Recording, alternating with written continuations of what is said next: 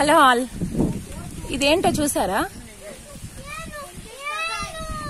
అరటి గుబ్బలు అనేది లోకల్ నేము.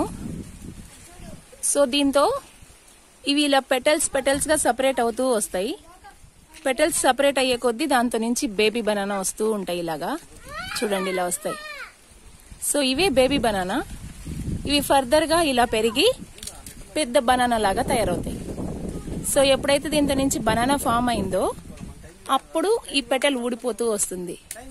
జనరల్ గా ఇది గెలంతా ఫామ్ అయిపోయింది కాబట్టి నెక్స్ట్ ఏంటి అంటే దీన్ని ఇలా తుంచేసి యానిమల్స్ కి ఫుడ్ లాగా యూజ్ చేస్తారు. చూడండి, సో ఒకవేళ దీంతో బనానా వస్తే ఎలా వస్తాయి అంటే చూడండి ఎలా వచ్చాయో బేబీ బనానా. సో దీంతో నీట్ గా కనిపిస్తున్నాయి చూడండి. బనానాస్ ఇలా వచ్చేస్తాయి.